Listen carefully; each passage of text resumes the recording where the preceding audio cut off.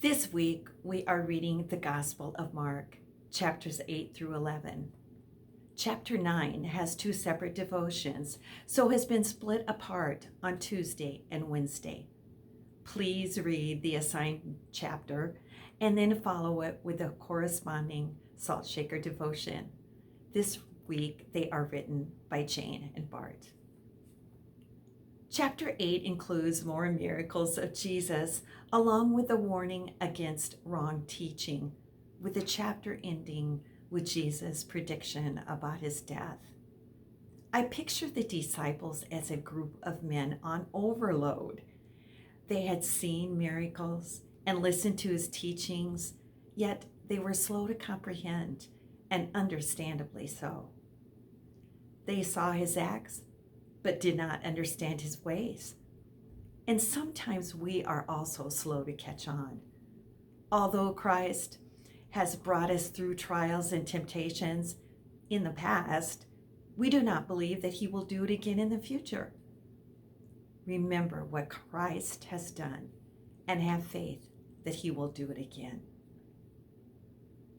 The Transfiguration revealed Christ's divine nature in chapter 9.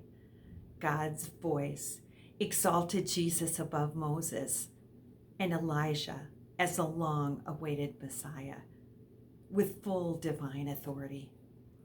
Moses represented the law and Elijah the prophets. Their appearance showed Jesus as a fulfillment of both the Old Testament and the prophetic promises. Can you imagine how Peter, James, and John felt after seeing these three men and then hearing about the Son of Man rising from the dead? It was natural for the disciples to be confused, especially about Jesus' death, because they could not see in the future. We, on the other hand, have the Bible to give us full meaning with no excuse for unbelief. Jesus continues with healing, teaching, and the blessing of children as we continue in chapter 10. However, the key passage in this chapter is in verses 35 through 45, where Mark wants to get across the importance of serving others, just as Christ came to serve. Do not aim for human greatness. Aim to be more like Jesus Christ. Do not measure yourself by other servants. Measure yourself by Christ. Our week ends with a parade of honor. Jesus did not come as a warring king on a horse or in a chariot, but as a gentle and peaceable king on a donkey's colt, just as Zechariah had predicted.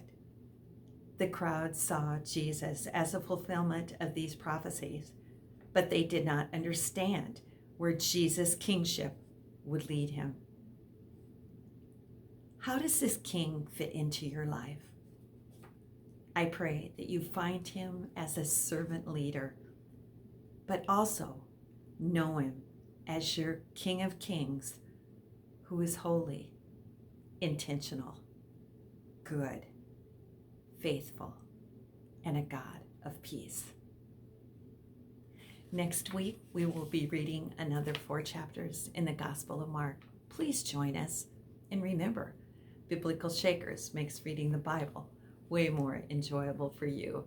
And I pray the Lord will put a hunger on your heart.